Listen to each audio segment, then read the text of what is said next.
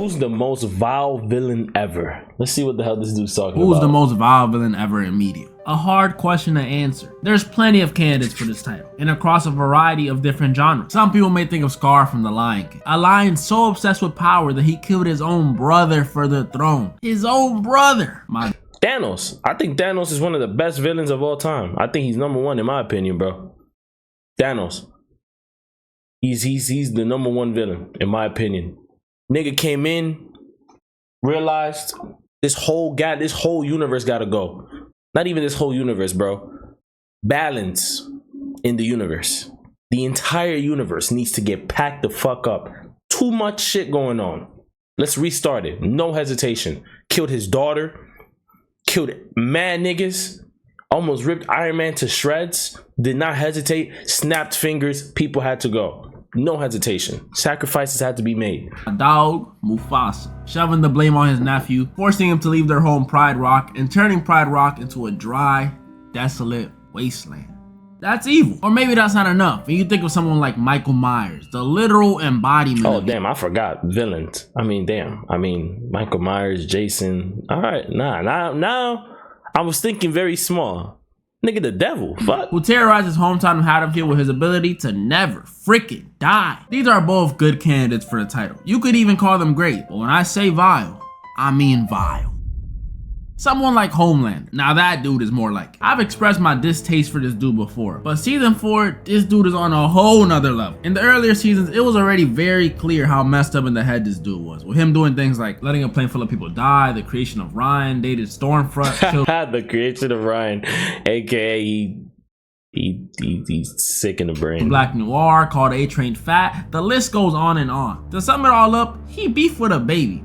A baby. At least when I beef with babies, it's for a good reason. The point is, this dude was already a bad, hilarious guy who shows no remorse for any of the decisions he makes. So when I say in season 4 things got worse, just know things got worse. Season 4 starts how any other season starts. Huey off somewhere and wearing a Minecraft shirt, Frenchie doing French things, Starlight chatting it up, Butcher doing his typical, "Oi Huey, Homelander's got me son." The usual. But Homelander, there was something off about Homelander. He seemed more on edge. He seemed more unstable. And it made me more scared of him than ever. I mean, literally, every time he's on screen this season, I just assume someone's about to get lazy. And like 60% of the time, I'm right. This is because Homelander was stressed like never before. Going through a midlife crisis, tired of yes men, troubles with his son. And on top of all of that, he had identity issues worse than the Dominican. I know black. Okay, bro. Come on, bro. Come on, bro. Come on. Come on, bro. I took that shit personal. This nigga was cooking all video. Now you want to talk about a Dominican. Damn. Dominicans can't catch a break. After several attempts of fixing these issues and failing over and over and over again, Homelander decides to deal with these issues by destroying what he believes is the root of the problem, his humanity, which leads to him doing possibly the most messed up thing he's done to date. When he arrives at the lab where he was made, he comes in with a cake. Aww. But he's not here to celebrate with these people. You see, this lab was where Homelander was raised, and these people are the ones that raised him. And by raised, I mean they experimented on him, isolated him, and worst of all, showed him zero love when he was a baby. He grew up to be a monster, and that's still messed up. So these people kinda deserved what came next. 100%. Homelander, with the calmest expression on his face, enacts his revenge on every single one of them in the most brutal way. Tosses the first dude in this oven room where he used to put Homelander when he was little. Made the second dude, I can't even say I'm trying to get paid, but I'll put it this way. He made this man perform the most vigorous / embarrassing forearm workout in front of all of his colleagues while laughing at him. And this scene was so hard to watch because, as Homelander said, his life was quite literally in his hands. Come on, bruh. This is an old man. His Peter don't even work like that no more. And he had performance anxiety? Yeah, he stood no chance. At this point, if I was one of the workers, I would have been up there laughing with Homelander to avoid what happens next. Because after putting old dude out of his misery, Homelander murks everyone in the lab, in brutal fashion too, and leaves the director of the lab sealed in there with all their rotting bodies. Yeah. Then you had his plan for internment camps and what he just did to Webweaver, and yeah, this man is a monster. If it wasn't for the other people on this list being even more devious, and this episode low-key making you empathize with Homelander in his past, he'd be #1, no question about it. But I wouldn't consider him a #1 villain, only because like he's a child, bro. You feel me? You like what makes I want to say the most vile villain, bro? It's somebody who's like a Jason Voorhees. He's just there purely to just kill everybody. That's it. He's more like a tormented villain. I consider him he's definitely a S-tier villain, but I don't consider him the most vile. Like, he reminds me of the Joker. Homelander reminds me of the Joker. You feel me? Joker is just a crazy. No, actually, Joker is just a crazy maniac. He's just a very like emotional baby. Like this is what happens when you don't give baby love. And he's an American and white. Feel me? So I'd say like Jason Voorhees, Thanos. I'm trying to think of another villain, bro. Who else?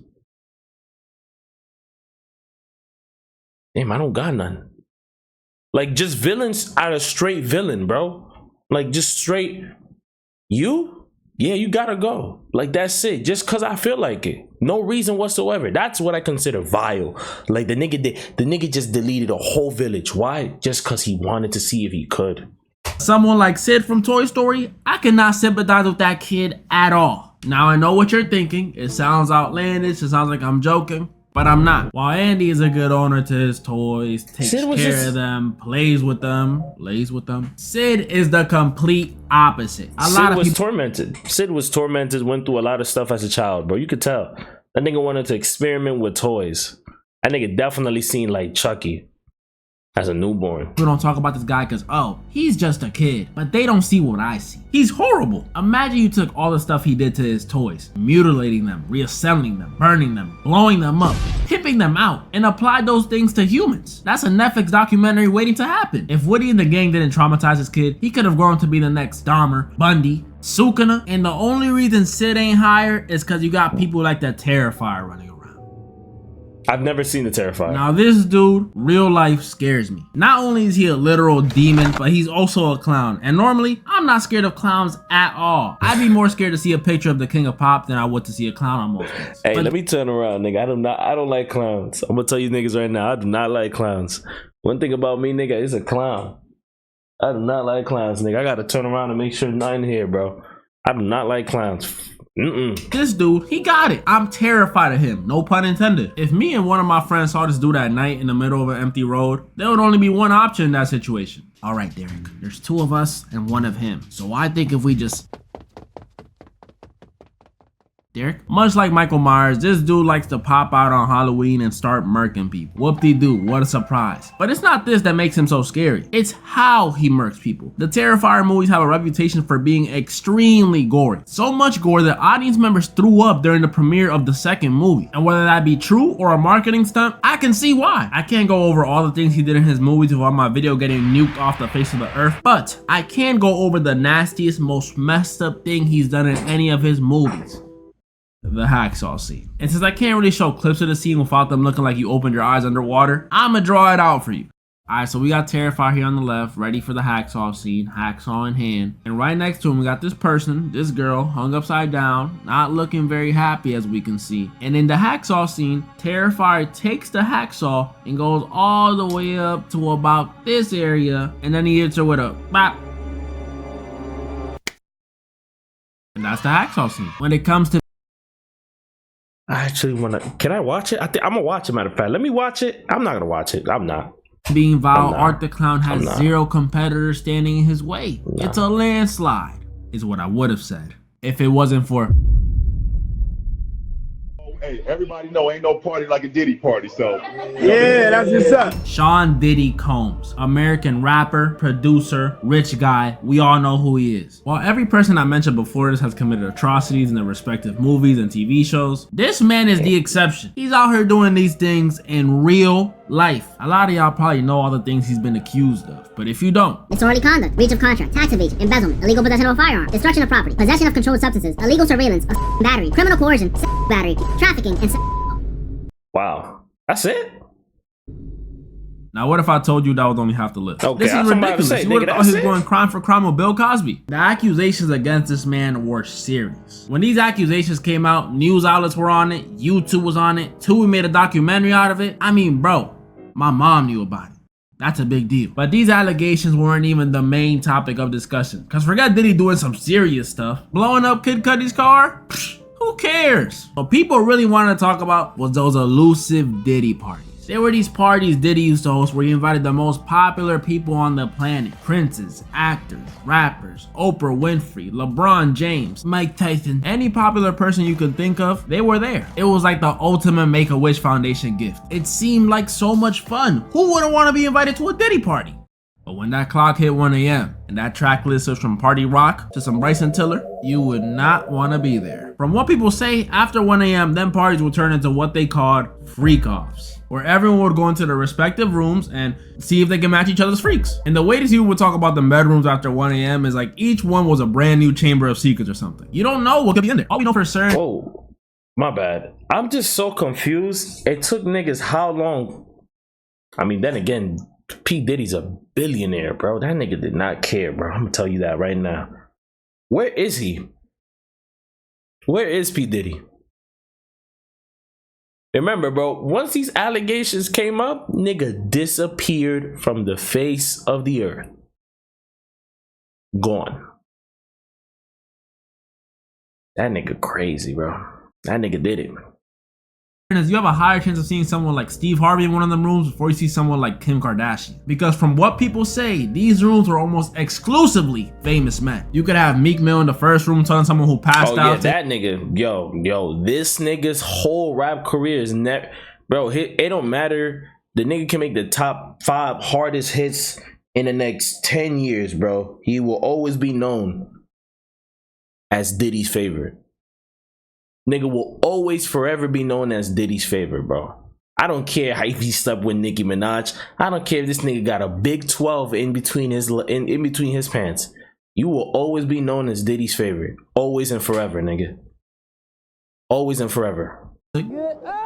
Second room could be as random as Dwight Howard and Steve from Blue's Clues, I don't know. And third room, I can only imagine. All I know for sure is that it probably smelled crazy. It's too many people with too much money and too much influence to cover everything up. And that means every single one of those people who went to one of those parties is immediately on a watch list. Alright, who edited this photo? But obviously not everybody could have gone freak for freak with Diddy. There had to be some exceptions, some people who said no. Like I can't imagine him approaching Iron Mike on that type of timing. Could you imagine Diddy slowly trying to creep up on Mike? Hey, so I was thinking, get your hands off me, motherfucker. To make things worse, people are even saying that Diddy was illegally recording everyone getting their freak on at his party so he could use it as blackmail later. So that makes another list we're never getting. This, all the accusations and all these other things floating around, like his weird behavior towards Usher and Justin Bieber and his possible involvement with Tupac and Biggie's death, gives Sean Diddy Combs the strongest case for the most vile villain ever. And these all may just be accusations. But if I was a betting man, so to finally answer the question, who's the most vile villain ever? Diddy. It's Griffith. That man's evil transcends fiction. And moral of the story? The Discord is now up, ladies and gentlemen. Yes, you can join it. This is a beautiful server where you guys can chat with one another, suggest me ideas, post your art, win giveaways, and much more to come. This is only the beginning. So y'all know where to go. Hit the link, join the server, and don't do no funny business. I'm serious. Join up now. It's a great video. I can't hate. I can't hate with this video. Listen, ain't no party better than a Diddy party. Nigga, word is born.